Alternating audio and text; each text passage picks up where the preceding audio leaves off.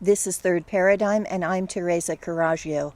My title today is Grease Lightning, which is the 8th chapter of my book, How to Dismantle an Empire. What I've been noticing lately is that the places in which these weather weapons are being unleashed are also the rebellious colonies against the empire, specifically against the banking empire. So certainly Iran is in that category, and the drought that's been inflicted on Iran for holding out from the Bank of International Settlements. There are only a handful of countries that are not part of the central bank of central bankers. So that is certainly one example. And then I realized that I had written in my book probably a decade ago when I was looking at Greece and also Libya, and both of those have been targets. Vanessa Beeley wrote about Thessalia tragedy, Greece in NATO and Zionist crosshairs.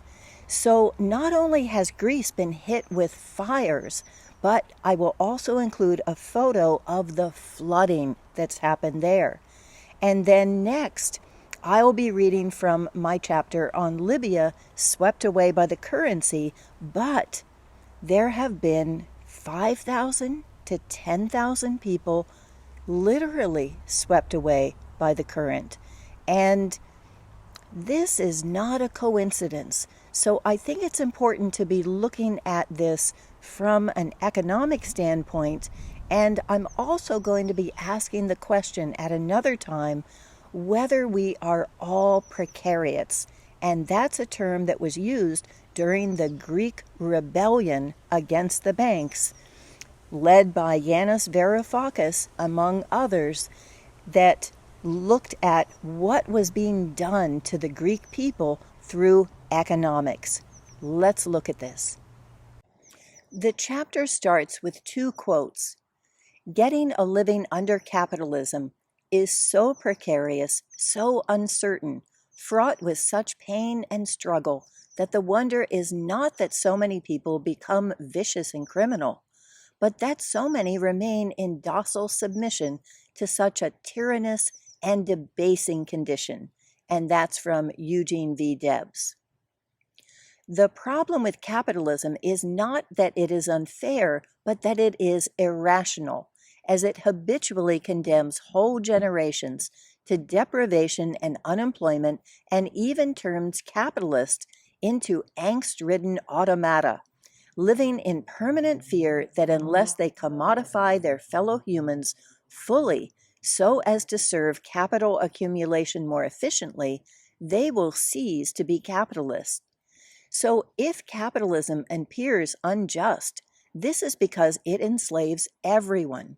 It wastes human and natural resources, the same production line that pumps out remarkable gizmos and untold wealth also produces deep unhappiness and crises. And that's from Yanis Varoufakis.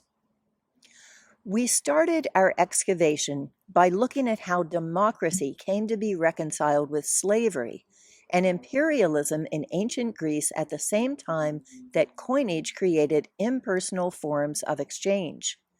When we examined the reality behind the concept of money, we found that it wasn't a unit of trade, as is generally assumed, but rather a means of extraction. Land monopoly created a master-slave pyramid in which money was backed by the labor and resources of those at the very bottom, who produced the food and goods that the rest consumed. At the top of the inheritance order, inheritance of the archons, were the archons who issued the coins needed to pay debts and taxes, ensuring that everyone who worked for money ultimately served their interest. 26 centuries later, that contradiction is rearing its ugly head in the place of its birth. Greece is pinned to the mat in a struggle between capitalism and democracy, with capitalism on top. The modern Areopagus, known as the troika, is the International Monetary Fund, the European Central Bank, and the European Commission. In exchange for a 250 billion euro bailout, which benefited the banks, they have imposed harsh austerity measures. But Greece is fighting back. Time will tell if they will complete the revolution they started and end their dependency on slavery, or fight for a higher place on the master-slave pyramid. Flash forward. Leave it to the Greeks to look at crisis philosophically. In the collective work, Revolt and Crisis in Greece, between a present yet to pass and a future still to come, Christos Linteros writes, "Crisis, as it appeared for the first time during the classical age, comprises the opportunity, kairos, par excellence of truth, the time when all phenomena and illusions give way before a momentary and fully recognizable explosion of the true substance of the human condition." Quoting Foucault, "Truth is not lying there waiting to be grasped by us. It passes, and it passes rapidly, like lightning. It is in any case linked to the opportunity, to the kairos, and must be seized." According to Linteros, the lightning flash created by crisis makes the underlying reality visible to everyone, not just those who have been discerning its shape in the darkness. The rules of the society are held in temporary suspension, and anything becomes possible. Foucault further compares crisis to the moment when a disease manifests in the body, showing the doctor that the immune system has lost the battle and he or she must intervene. Linteros elaborates, "This intervention, however, must not happen before the crisis, for then the disease will not express itself and will endure, possibly leading to even worse results in the future or even to a chronic state.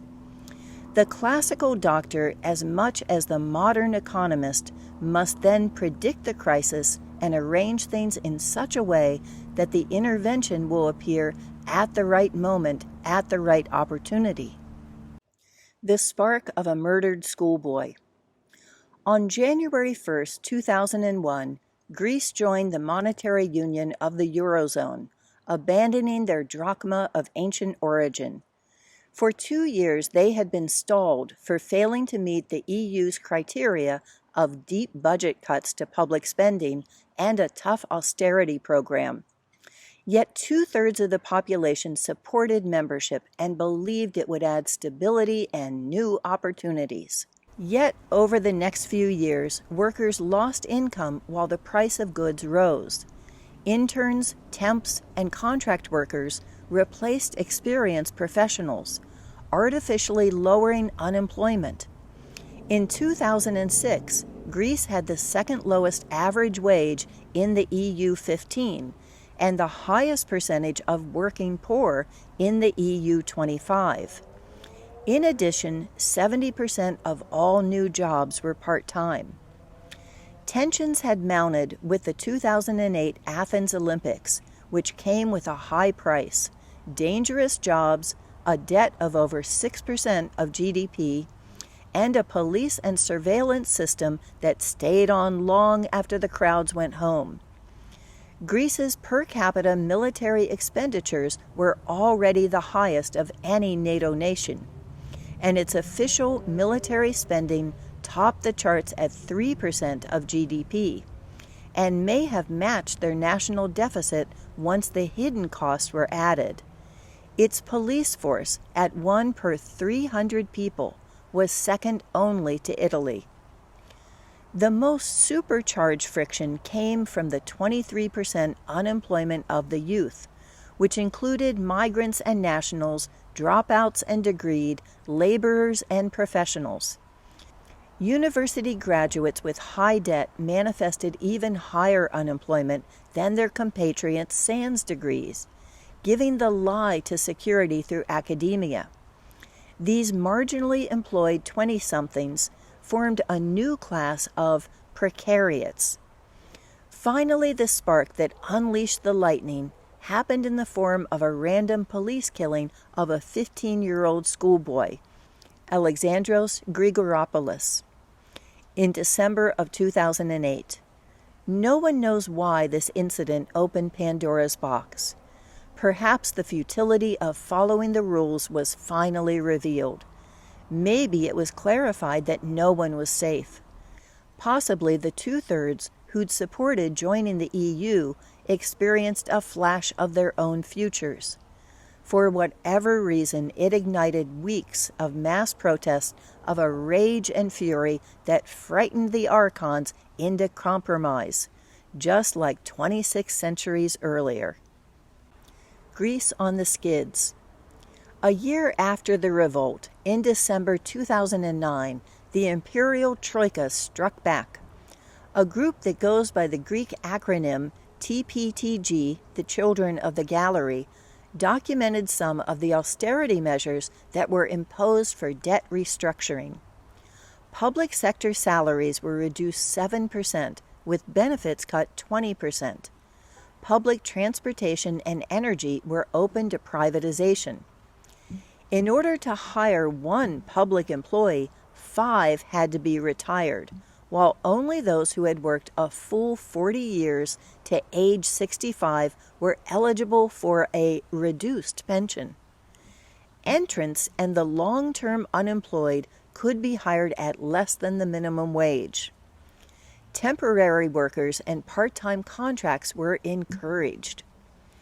At the same time that public investments were cut by 2 billion euros, 10 billion euros was deposited in a financial stability fund for the Greek banking system. The government prepared their police and military for the backlash. Formerly, anti-terrorism laws had allowed nuisances and disruptions as necessary to protect democracy. But no longer was the exercise of fundamental individual, political, and labor rights excused as a valid cause to block traffic. Protest became a potential act of terrorism. Since 2008, Greece experienced a drop in GDP comparable to the first 5 years of the U.S. Great Depression. By 2013, overall unemployment had reached 27%. Suicide was prevalent, cars sat abandoned in streets, and people rummaged through garbage looking for food. The Troika had demanded over 800 new legal actions a year, requiring hundreds of new laws that shifted from week to week. By the IMF's own predictions, it would take 20 years for Greece just to recover the jobs it had lost. A permanent state of workfare. Public universities were particularly targeted by budget cuts. The number was first reduced with mergers, closures, and layoffs. In the aftermath, when the survivors were too frightened to object, the remaining universities were given provisional funding on the basis of specific contracts. This included meeting quantifiable targets for research and absorption of graduates into the labor market, abolishing student and professor representatives in the administration to be replaced by a government-appointed board of trustees consisting of private sector CEOs. First-year exams for students to filter out non-performers. Division of study into measurable units aligned with business needs. The children of the gallery see Greece as a laboratory to test out a new shock policy implementation of fiscal terrorism, along with police repression in an ongoing counterinsurgency campaign. They see the goal as a permanent state of workfare, although whether this means warfare or welfare isn't clear. Perhaps it's warfare on the people and welfare for the bankers and corporations. In addition, TPTG offers a Marxian analysis, starting with the Das Kapital quote that the only part of the so-called national wealth that actually enters into the collective possession of a modern nation is the national debt. Since the late 1960s, they claim, international capitalists have been in a legitimacy crisis, where the indiscipline and insubordination of the proletariat has made it impossible to satisfactorily reproduce earlier class relations. In other words, the servants are getting uppity. To back up their point, the children of the gallery give detailed examples of how the attempts of capital are failing or even backfiring, leading to an exploitability crisis of labor and resources, and a protracted fiscal crisis of overaccumulation. This means that there's no longer enough labor and resources to exploit in order for vast amounts of capital to be invested at a profit. Neither is there enough currency in circulation to drive consumer demand. Capitalism has functioned so well that it's a victim of its own success. The sacred nature of debt. The children of the gallery reveal the background of how this has happened. In third world countries, lack of investment in education has created a dearth of skilled workers, while at the same time, environmental and peasant struggles have made the expropriation of minerals more costly. Meanwhile, in consumer nations, low wages and unemployment have led to high costs for safety net programs, cutting into profits. Capitalism has extracted too much money and left too little among the middle classes to redeem the debts, defeating the purpose of money in subordinating labor. Instead, mass flows of capital have gone directly into the financial sector, and particularly into speculative betting on the future extraction of value.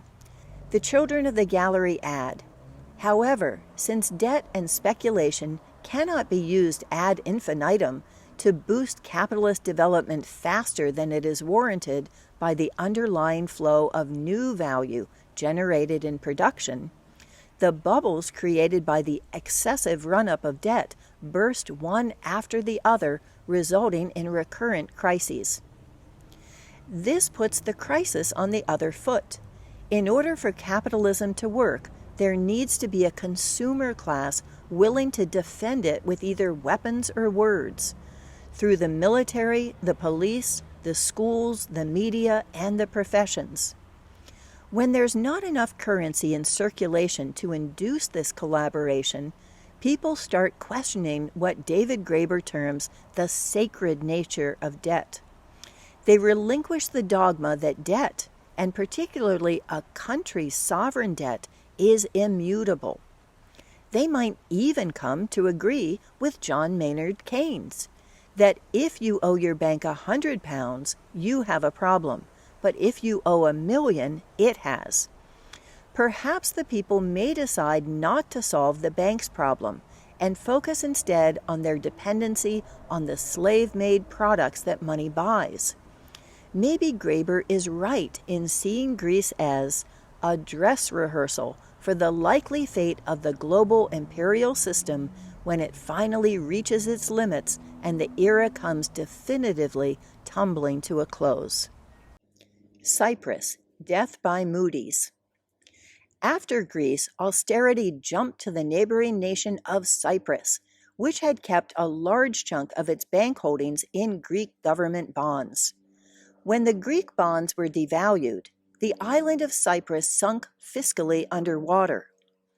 To make matters worse, bank holdings equaled 9 times the GDP, because government officials had opened Cyprus as a tax haven, particularly for Russians absconding with their own country's wealth.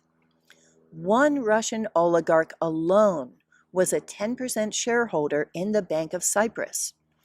The bank accounts of these money launderers and tax cheats were commingled with the bank accounts of ordinary Cypriots, who derived no benefit from the foreign money and bore the brunt of higher costs.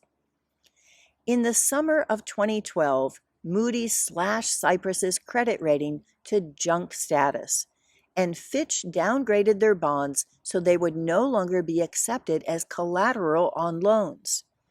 This meant that Cyprus was unable to raise money in the ordinary way by selling bonds and passing the sovereign debt on to taxpayers. Instead, the Open Bank resolution of the 2010 BIS Committee had this advice. When bank failures become too expensive for governments to bail out the lenders, the losses should be shifted to the bank's shareholders and creditors, which, surprise, surprise, includes depositors. Legally, it turns out, when money is deposited in a bank, they own it. In return, the depositor is given a credit account, which is considered a liability or debt of the bank. If the bank goes belly up, depositors are considered unfunded creditors and get in line after the financial firms and central banks that have bought the bank's debt. Foreign Policy in Focus correspondent Brian Senko explains how this distinction enabled the shakedown in Cyprus.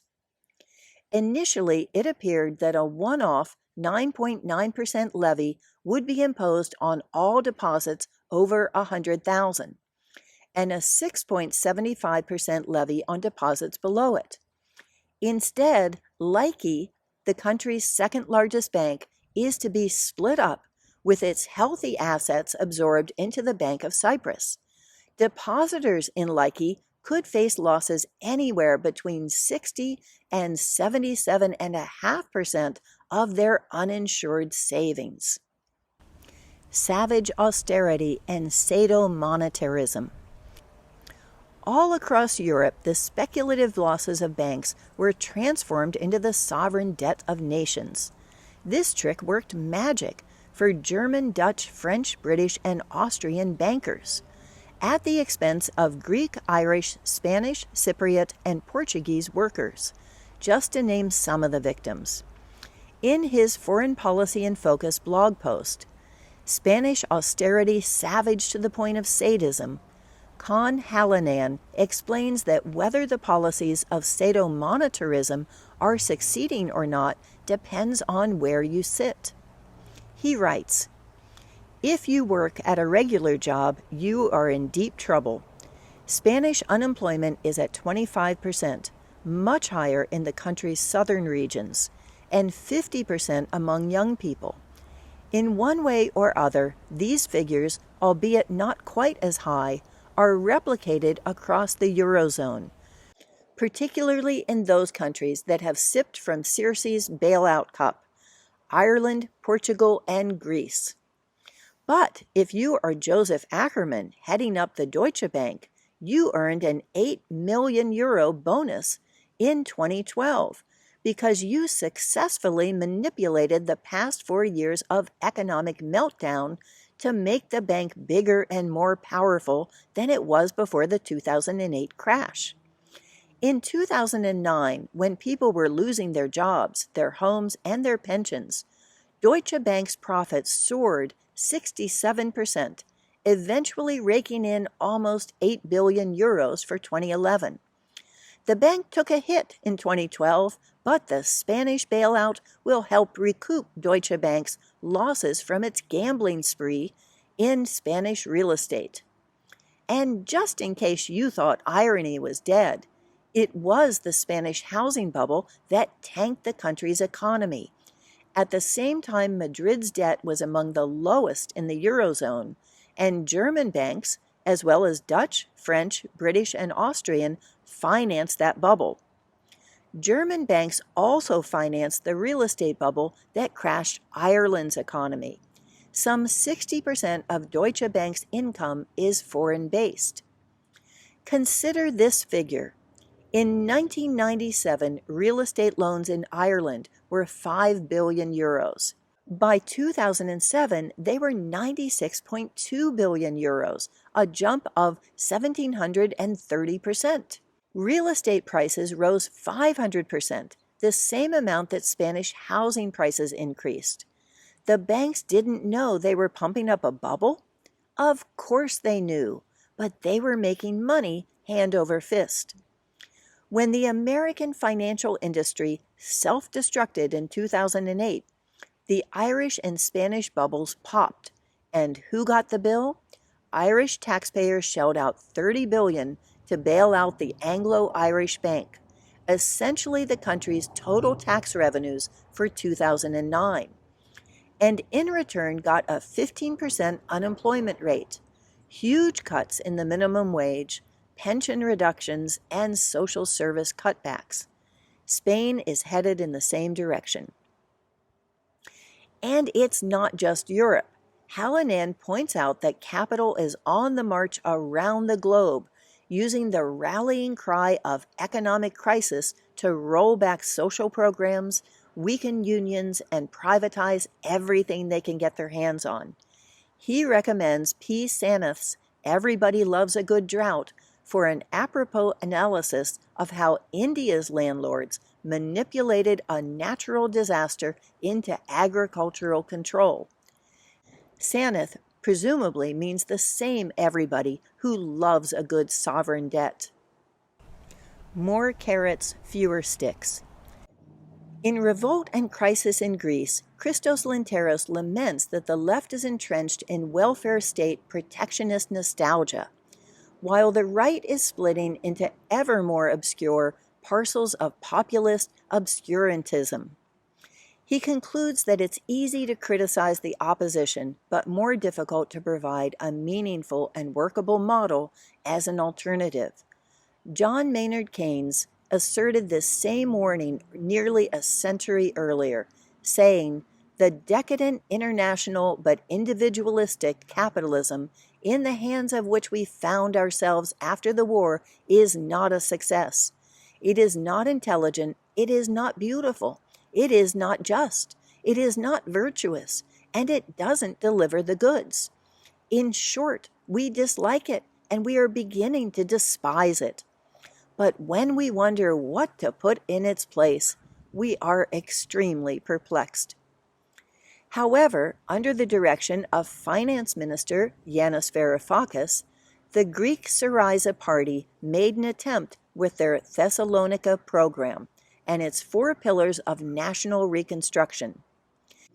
In a 2015 article, Con Hallinan continues, "The January 25 victory of Greece's left-wing Syriza party was, on the one hand, a beacon for indebted countries like Spain, Portugal, Italy, and Ireland.